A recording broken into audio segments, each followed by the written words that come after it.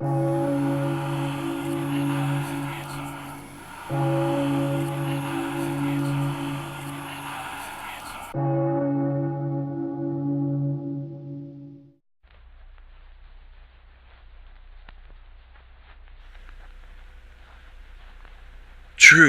nervous, very, very dreadfully nervous I had been and am.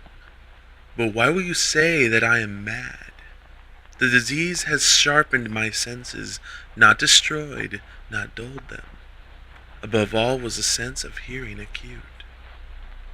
I heard all things in the heaven and in the earth.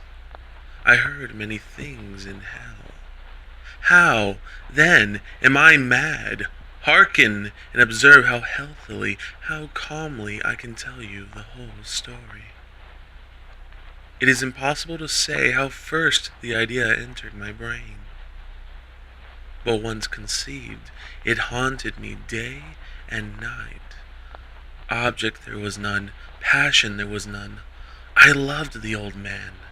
He had never wronged me. He had never given me insult. For his gold I had no desire. I think it was his eye. Yes, it was this. He had the eye of a vulture, a pale blue eye, with a film over it.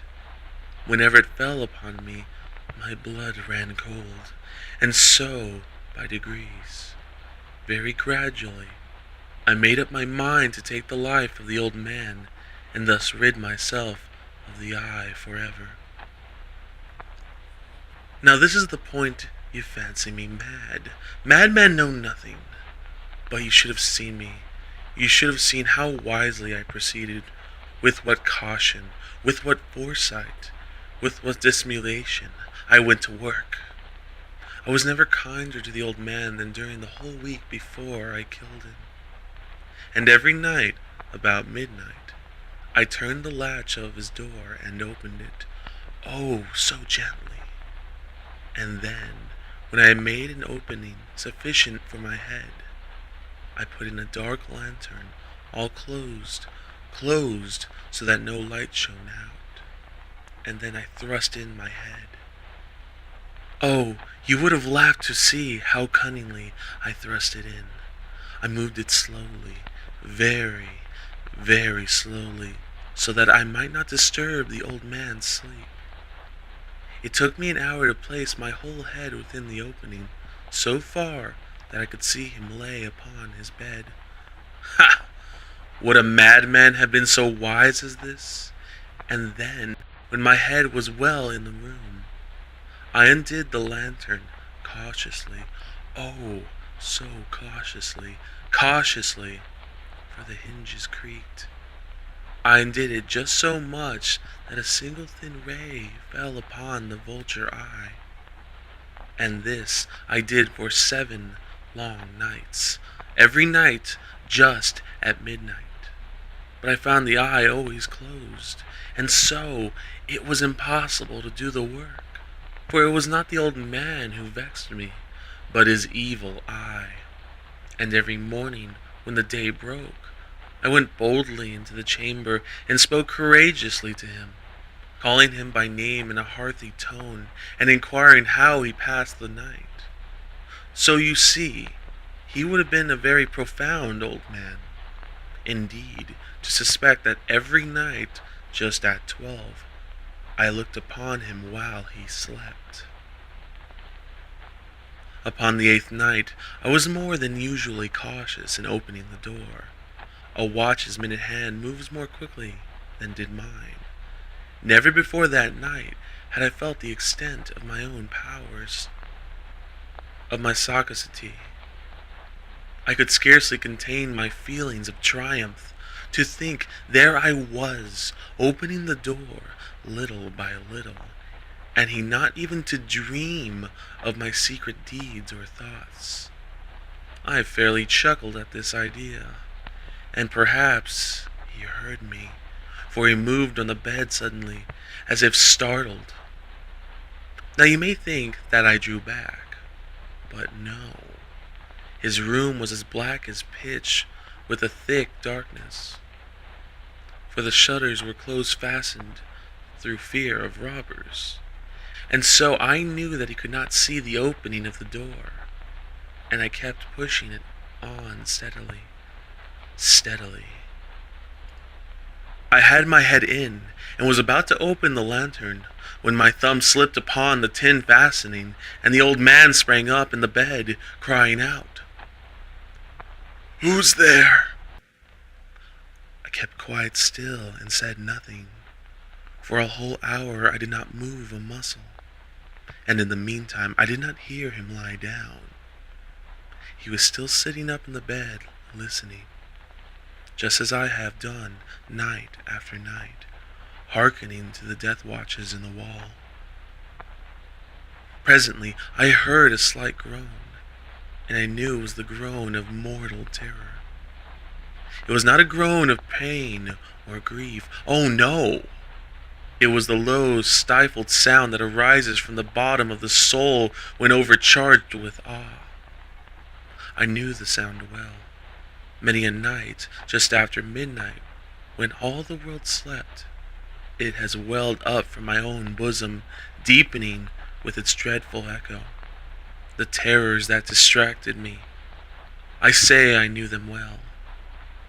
I knew what the old man had felt, and pitied him, though I chuckled at heart. I knew that he had been lying awake ever since the first slight noise, when he had turned in the bed. His fears had been ever since growing upon him. He had been trying to fancy them causeless, but could not. He had been saying to himself, "It is nothing. It is the wind in the chimney. It is only a mouse crossing the floor. Or, it is merely a cricket which has made a single chirp." Yes, he had been trying to comfort himself with these superstitions. But he had found all in vain,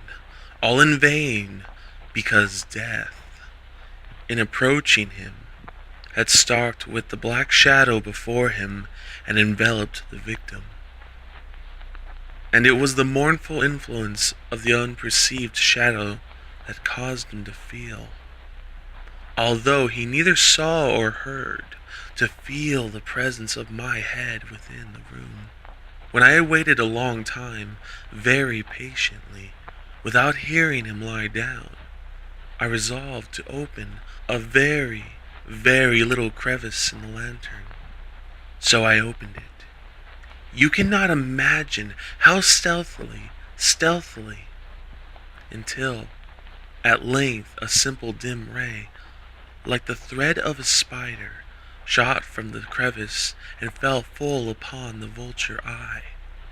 It was open, wide open, and I grew furious as I gazed upon it. I saw it with perfect distinctness, all a dull blue, with a hideous veil over it that chilled the very marrow in my bones.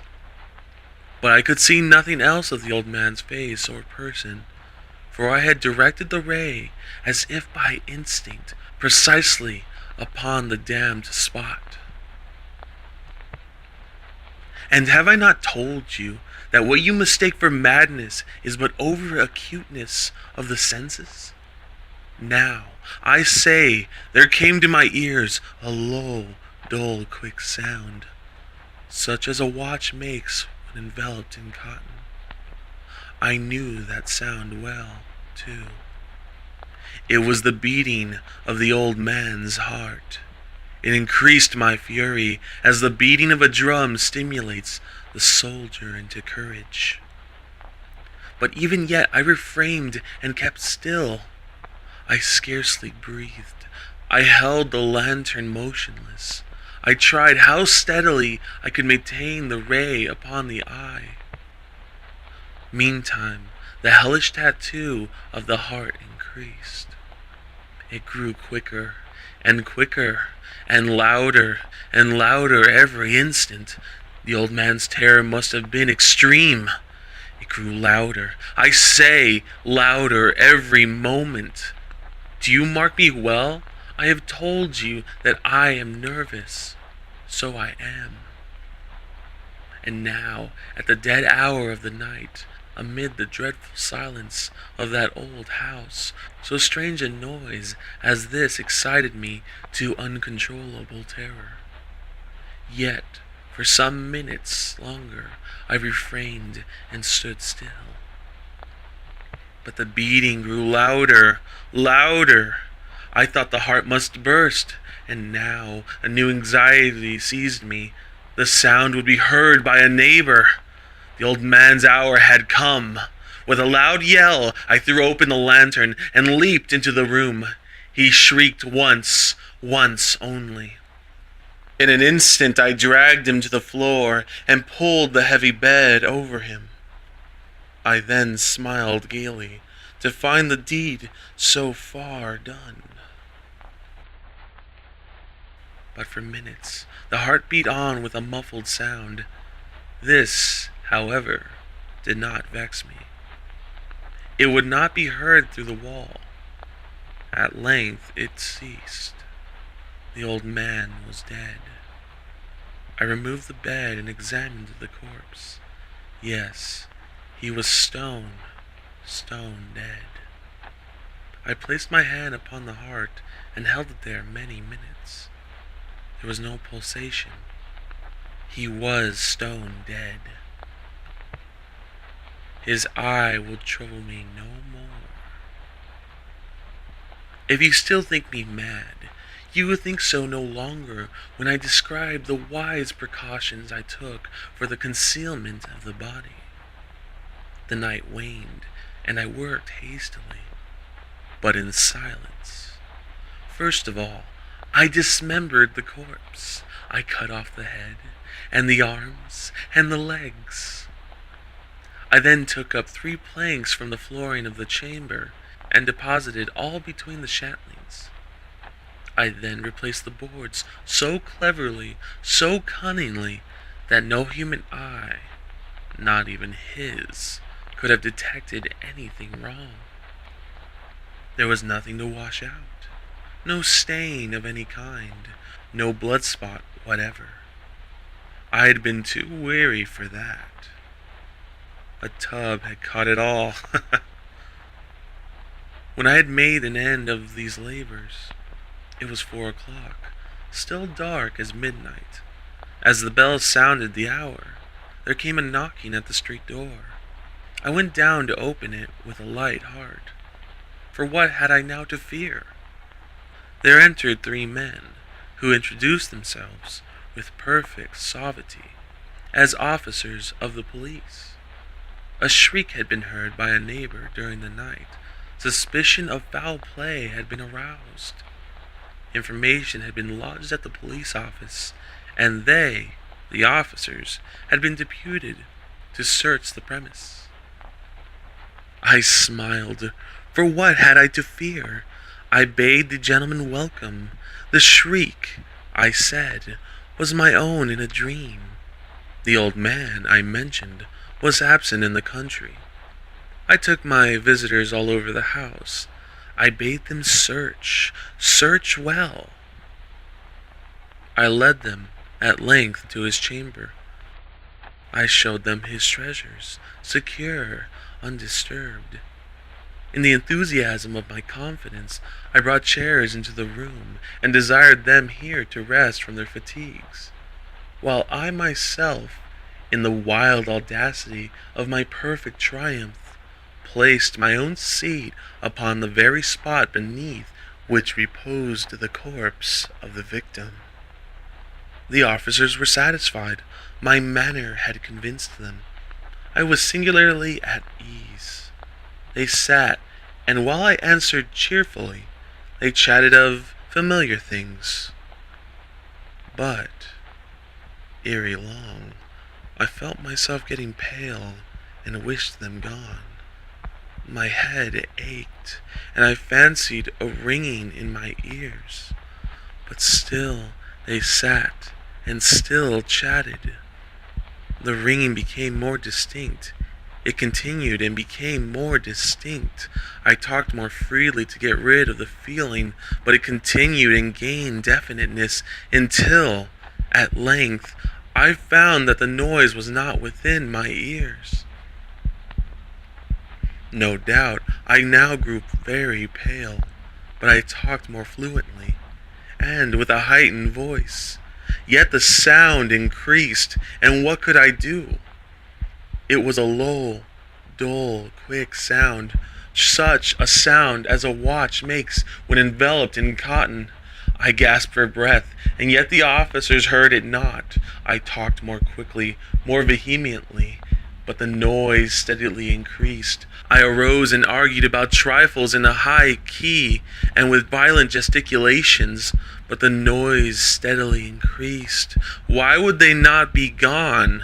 I paced the floor to and fro with heavy strides, as if excited to fury by the observations of the men. But the noise steadily increased. Oh God, what could I do? I foamed, I raved, I swore. I swung the chair upon. Still, the men chatted pleasantly and smiled. Was it possible they heard not? Almighty God, no, no, they heard, they suspected, they knew. They were making a mockery of my horror. This I thought, and this I think. But anything was better than this agony. Anything was more tolerable than this derision. I could bear those hypocritical smiles no longer. I felt that I must scream or die. And now, again, hark! Louder, louder, louder, louder! Villains! I shrieked. Disassemble no more. I admit the deed. Tear up the planks. Here, here. It is the beating of his hideous heart.